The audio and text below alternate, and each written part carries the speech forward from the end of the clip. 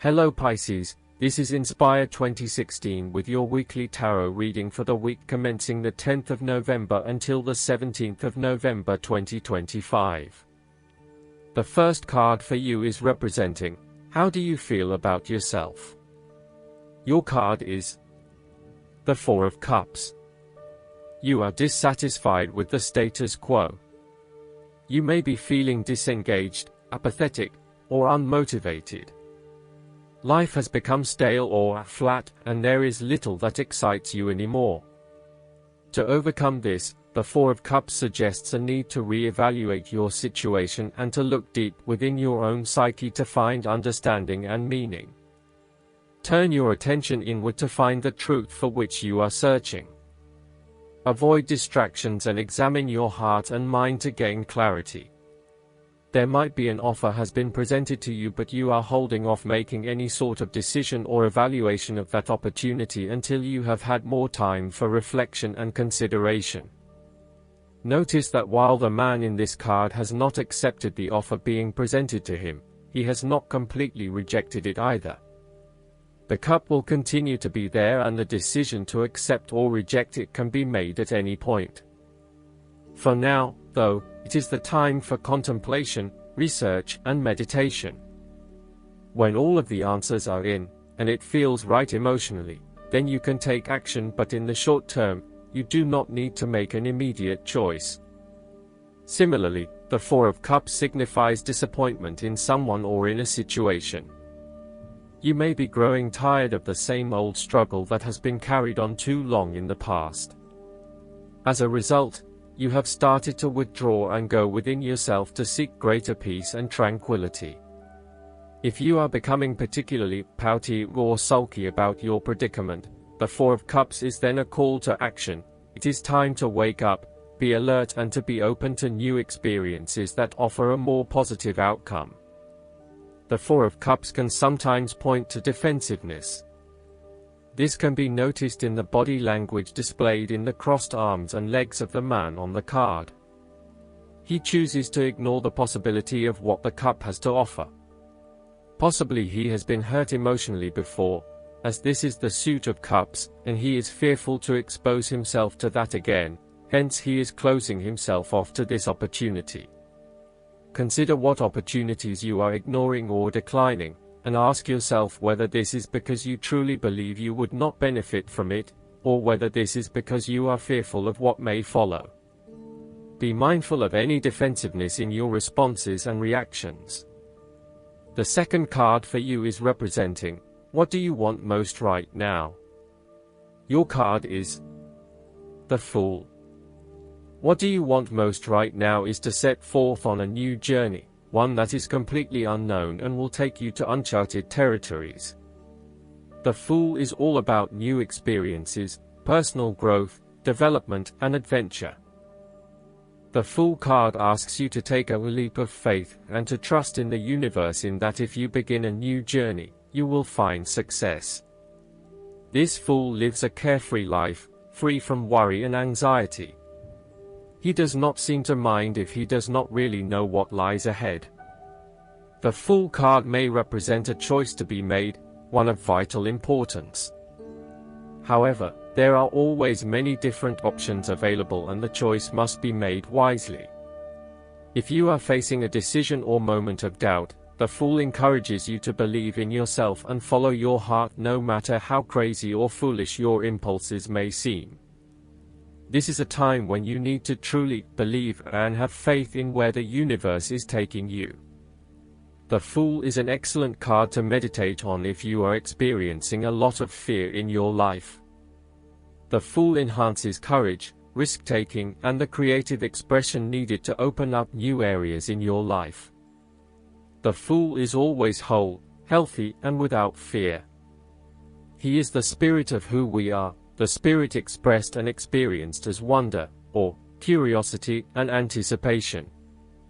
We never know what is in the future, but like the Fool, we must blindly go forward. You need to trust that you are a spirit born into flesh to enjoy life and grow in experience. Take a chance and see what happens. The third card for you is representing your fears. Your card is the Ten of Wands. You are afraid and unnecessarily holding on to this burden when you do not need to. If you are feeling weighed down by your present circumstances, look at different ways you can lighten the load. Can you delegate certain tasks and responsibilities? Are you worrying about matters that do not concern you or cannot be changed? Do not become a martyr and take on more than you can realistically handle. If you are going through a challenging time, then the Ten of Wands indicates that this time will soon pass and you will feel less of a burden weighing on your shoulders. You may be actively identifying those activities that do not bring you any value in your life, and you are starting to release yourself from these unnecessary responsibilities. You may even be going through a purging process, clearing out old clothes and selling old furniture, in order to declutter and simplify your life. You will benefit from better organization and prioritization at this time. On the other hand, you might be avoiding responsibility and making it even more difficult for others who must take on your share. Thus, the saying, "You have made your bed, now lie in it," is very appropriate for this card. The fourth card for you is representing what is going for you. Your card is the Eight of Wands. You are so sure about your goal that all distractions have been removed and you can now devote yourself to the task with complete concentration, determination, and will. This experience can be very productive, allowing you to accomplish a lot in short time. With the Eight of Wands, you can look forward to the rapid completion of a project that is currently underway, but you can also expect to be occupied by something new and even more exciting and inspiring very soon. There really is no stopping you right now, as you are just bursting with energy and ideas, and cannot wait to achieve one task in order to start another. To maximize this energy, it is important to ensure that your activities are focused on your broader goals and that you are investing in the right things at the right time. Also, make sure that before you move to the next task, your previous task is complete. This card is a sign to strike while the iron is hot. It is most definitely an action-oriented card that encourages you to move quickly to pursue the best opportunities available right now. There is no waiting around while the Eight of Wands is present, so determine where your energy will be directed and get on with it. Often, the Eight of Wands suggests air travel. It is more likely to be a short-term or whirlwind trip, such as a business trip or holiday. You may even enjoy being part of a tour group that visits 10 countries in as many days. On the downside, the Eight of Wands denotes haste and rapid advancement of a situation, which may result in the wrong decisions being made. It will be important to have all your resources available to be used in your best interests. Be mindful not to rush into things without having a clear plan of where you are heading. The fifth card for you is representing what is going against you. Your card is the Queen of Pentacles. You are afraid and feeling worried about whether you can be financially independent, while also still maintaining your family connections. You may be concerned that if you invest in your career or financial well-being, you might not have enough energy to invest in your family. Sometimes, you just cannot do everything and you will need to make some choices. You are also becoming very consumed in your work. You may be placing your career before your family or your relationships, and this is having a detrimental impact. Of course, this may be okay on a temporary basis, but you need to assess its long-term impact. To rebalance your life, you may find a release by returning to a favorite nature spots and allowing yourself to take in this fresh, natural energy. You may also find that you become a bit of a homebody and somewhat isolated from others. If so, you need to fight this urge and keep in touch with your friends and family, as they will be a great help and support to you. At times, the Queen of Pentacles may suggest that your tendency to mother those you care about is actually becoming more like smothering. Your intentions are good in that you love to cook, clean, nurture and care for those around you, but there may be a point at which you need to let others be accountable for their own upkeep. You cannot always be the one doing the laundry or cooking the dinner. Sometimes you need to step back and let others take on the load.